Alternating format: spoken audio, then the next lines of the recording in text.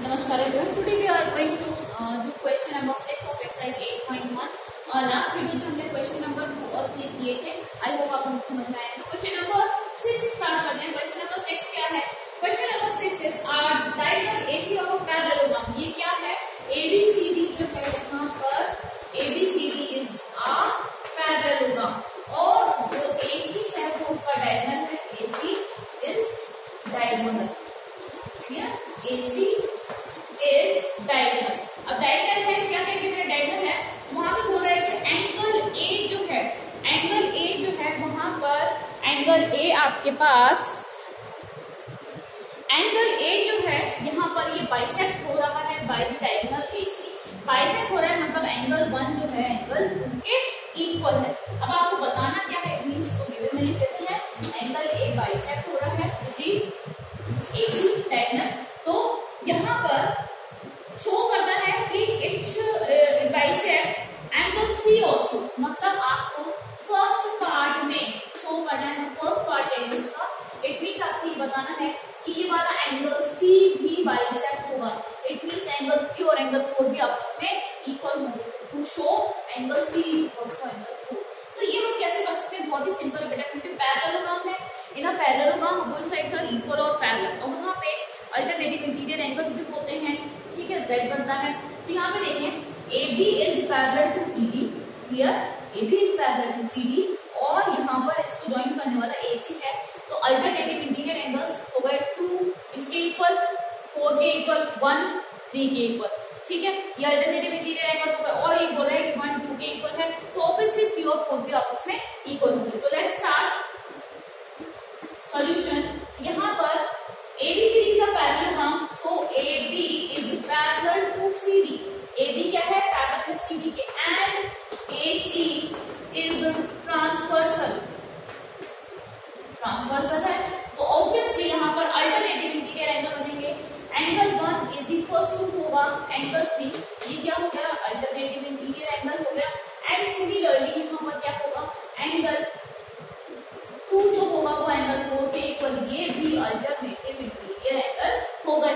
एक और चीज यहाँ पे क्वेश्चन में दी हुई है कि एंगल 1 जो है वो 2 के इक्वल है क्योंकि ए बाइसेक्ट हो रहा है इससे डायगोनल एसी से. वाई जब 2 के इक्वल है ये दोनों आपस में इक्वल तो ऑब्वियसली इक्वेशन 1 ये इक्वेशन नंबर 2 ये इक्वेशन नंबर 3 हो गई.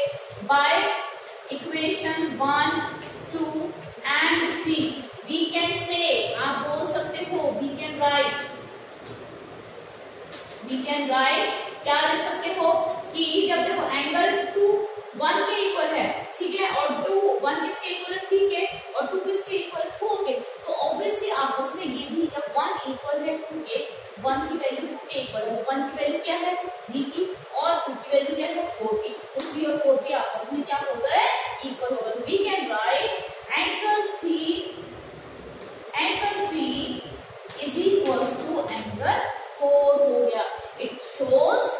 It shows angle C bisect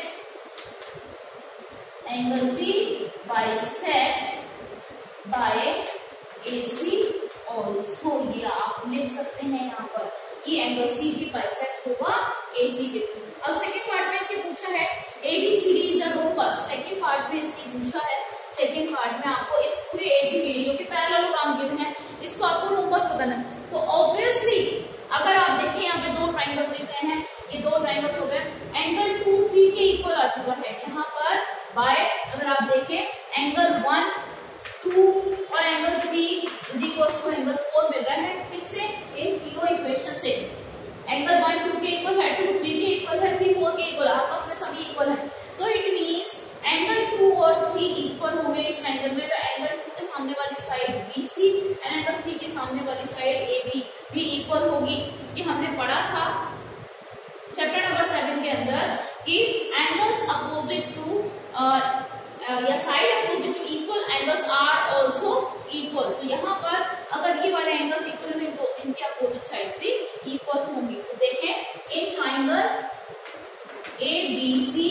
ABC में एंगल 2 जो है वो 3 के इक्वल है. तो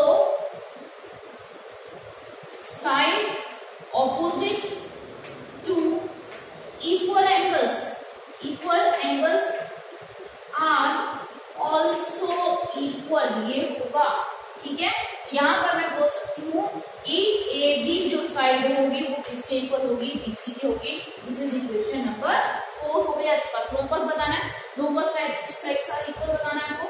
नेक्स्ट ट्राइंगल आप ले सकते हो, वही सेम यहाँ पे लगेगा, इन ट्राइंगल एडीसी। अब एडीसी ट्राइंगल ले लिया, तो एडीसी ट्राइंगल में एंगल 1 किसके इक्वल है, एंगल 1 जो है एंगल 4 के इक्वल है। कैसे है, इन इक्वेशंस के थ्रू है। ठीक है, तो एंगल 1 एंगल 4 के इक्वल है, तो एंगल 1 की अपोजिट साइड्स हो गई डीसी और 4 की अपोजिट साइड्स क्या हो गई, एडी हो गई। तो यहाँ पर भी सेम रीजन रहेगा, again side opposite to equal angles, equal angles are also equal, ये हम लिखेंगे तो आपको मिल जाएगा C D is equal to A D also. तो ये हो गया equation number 5, adjacent sides are equal. यहाँ पे लिखेंगे, now we can write in quadrilateral या in parallelogram, in quadrilateral ABCD we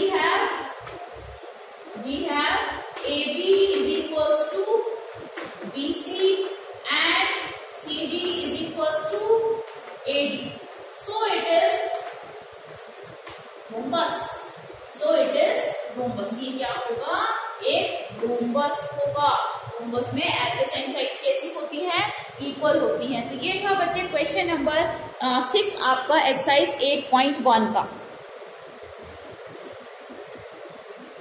okay, our next question is question number 10. Question number 10 में क्या दिया मैंने, ABCDs are parallelogram and AP and CQ are perpendicular to BD, perpendicular to BD, BD पर perpendicular डाले हुए।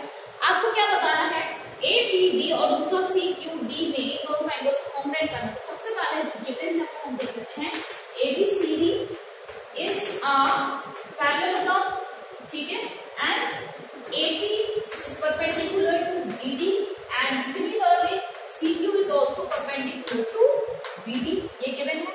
आपको क्या show करना है, फर्स्ट पार्ट के अंदर टू शो, फर्स्ट पार्ट में ट्राइंगल APB को कॉन्ग्रुएंट बताना है ट्राइंगल CQD की। सॉल्यूशन देखते हैं फर्स्ट पार्ट का।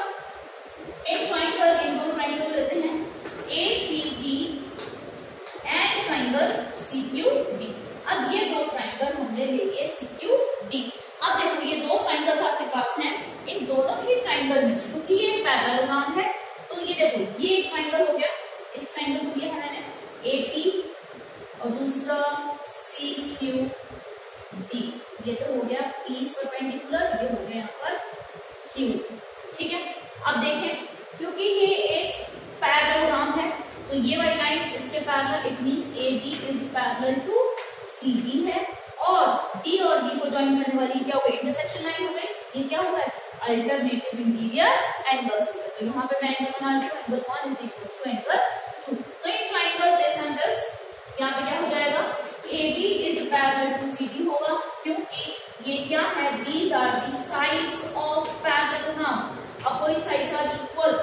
ठीक है, और एंगल P और एंगल Q इसका बोथ आर 90 डिग्री गिवन है, परपेंडिकुलर्स है।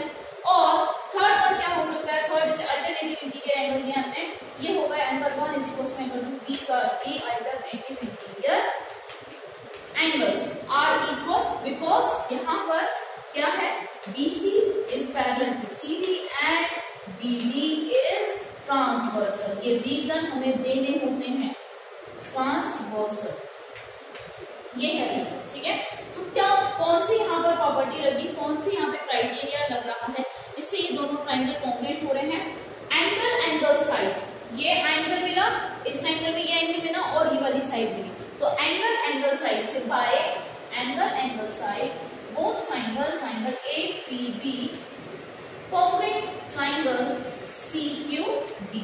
ये हो गया इसका फर्स्ट पार्ट। सेकंड पार्ट क्या पूछा, AP is equal to CQ, मतलब ये वाला AP परपेंडिकुलर और CQ इनकी लेंथ आपस में इक्वल होगी, ये आपको बताना है। सो आपने क्या करना है, क्योंकि हम इन दोनों ट्राइंगल को कॉन्ग्रुएंट कर चुके हैं और ये AP और CQ इन्हीं दो ट्राइंगल्स के पार्ट हैं, तो हम क्या लिख देंगे सेकेंड पार्ट के लिए, बाय CPCD करस्पॉन्डिंग पार्ट है ये, हम लिख देंगे तो वी कैन से और we can write AP is equals to CQ। So this is question number 10। Important question है, अच्छा क्वेश्चन है, बहुत इजी क्वेश्चन है।